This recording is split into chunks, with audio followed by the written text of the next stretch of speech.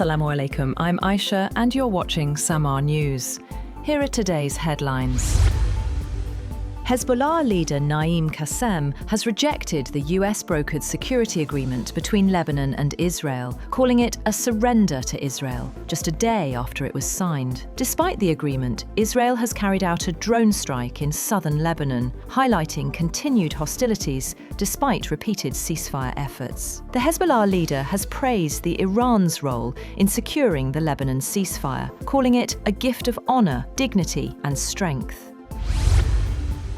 Israel's Defence Minister Israel Katz has said that the Israeli forces have been instructed to prepare for an extended stay in the security zone occupied by the Israeli military in southern Lebanon. Katz has said that he and Prime Minister Benjamin Netanyahu have directed the military to maintain its presence despite a US-brokered framework with Lebanon aimed at ending hostilities and transferring control of the area to the Lebanese army. A tanker has reported being struck by a projectile in the Strait of Hormuz after the United States and Iran each launched strikes in the worst escalation since they signed their interim peace deal. Britain's Maritime Security Agency said the tanker that was hit on Saturday had sustained damage to its bridge, with all crew reported safe. The Joint Maritime Information Centre, run by a coalition of navies protecting shipping, said it had raised its security threat level as a result of recent incidents. Iran has not directly commented on reports of specific attacks on ships, but Iranian state television reported that the Revolutionary Guards had fired warning shots towards unspecified ships attempting to pass through channels not approved by Iran.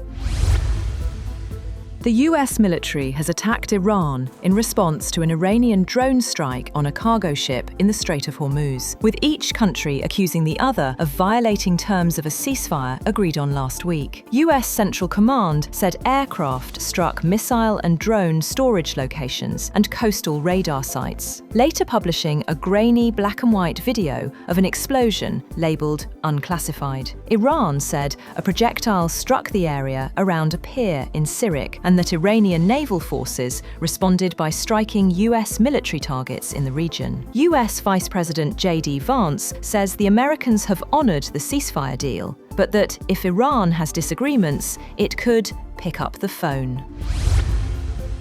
Mohsen Rezai, a senior advisor to Iran's supreme leader Mujtaba Khamenei, has accused the United States of violating Article 5 of the Memorandum of Understanding, MOU, on the Strait of Hormuz. Rezai has said the provision requires the restoration of safe passage for commercial vessels, while also stipulating that Iran and Oman would discuss the future administration and maritime services in the strategic waterway. The UAE has strongly condemned reported Iranian drone attacks on Bahrain, calling them a flagrant violation of the country's sovereignty and a threat to its security and stability. In a statement, the Ministry of Foreign Affairs denounced the attacks in the strongest terms and reaffirmed the UAE's support for Bahrain. Gulf Cooperation Council, GCC Secretary-General Jassem Mohammed al-Budaiwi has also condemned the alleged Iranian attacks targeting Bahraini territory.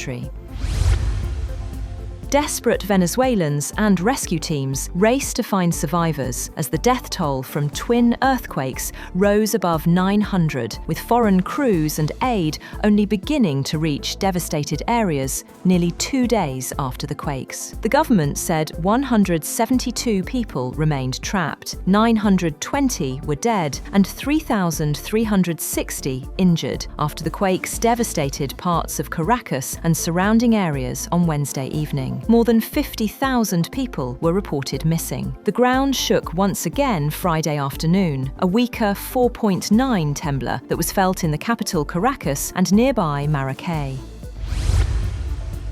The Indian government has formally acknowledged fatalities linked to the so-called Operation Sindoor. The names of 5 personnel of the Indian Army and 1 member of the Indian Air Force have been published on the National War Memorial website. The details have been listed in the Roll of Honour section, where the names of the deceased personnel have been made public. US Secretary of State Marco Rubio has announced a framework agreement between Israel and Lebanon following several days of US-mediated talks in Washington. Speaking at the signing ceremony, Rubio said the agreement establishes a framework for lasting peace and security between the two countries. The negotiations were aimed at ending hostilities between Israel and the Iran-backed Hezbollah group, with the United States serving as mediator.